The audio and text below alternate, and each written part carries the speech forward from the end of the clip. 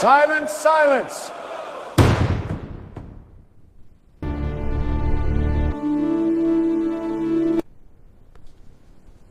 ఏమిటి మీ ఆరోపణలు? కోర్టుకి వివరించండి. ఇతను మా స్ట్రీట్స్ లోకి వచ్చి బలవంత మత మార్పిడి చేస్తున్నాడు సార్. ఇతను చేస్తున్న ఆరోపణలు నిజమేనా? మీరు బలవంతముగా మతమార్పిడి చేశారా? నన్ను మనస్ఫూర్తిగా ఆరాధించేవాళ్లే నాకు కావాలి. నాపై ఇష్టం లేకుండా నన్ను ఆరాధించేవాళ్లు నాకు అవసరం లేదు అని బైబిల్లో స్పష్టంగా రాసి ఉంది. అలాంటప్పుడు బలవంతంగా ఎలా మారుస్తాం?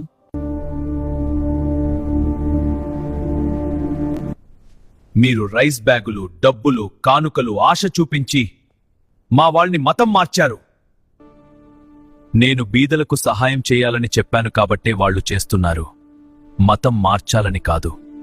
వాళ్ళు మతం మారేది మీరిచ్చే వాటికి ఆశపడే.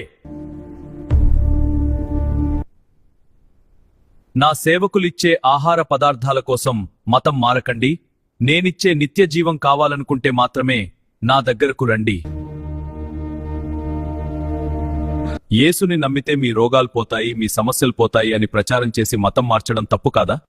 నన్ను నమ్మేవారికి కలిగే మేలులు, ఆశీర్వాదాలు గురించి చెప్పడం తప్పంటారా? ఒక సబ్బు తయారీ కంపెనీ ఆ సబ్బు వాడడం వల్ల కలిగే లాభాల గురించి ప్రచారం చేయడం తప్పు కానప్పుడు, నన్ను నమ్మడం వల్ల కలిగే లాభాల గురించి చెప్పడం కూడా తప్పు కాదు.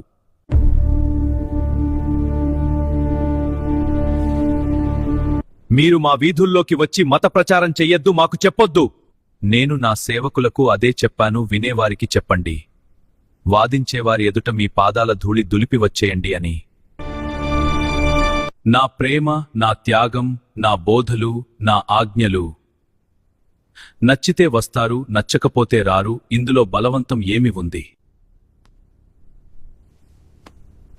మీరు మత ప్రచారం చేయడం వల్ల రోజురోజుకి మా మతం తగ్గిపోతుంది. నేను మీ పాపముల కోసం మరణించాను. మీరు మీ పాపాలు ఒప్పుకొని విడిచిపెడితే నేను మిమ్మల్ని క్షమించి నిత్య జీవమిస్తాను.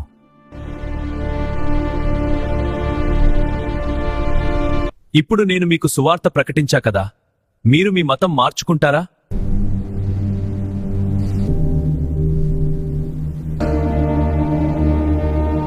వినగానే ఎవరు తమ మతం మార్చుకోరు.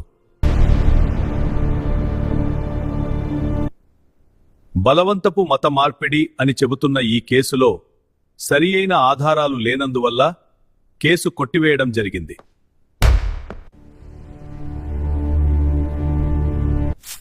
అలాగే సువార్త విన్నంత మాత్రాన మతం మారేంత బలహీనమైన మనసాక్షి మన మతం వారిది కాదని తెలియ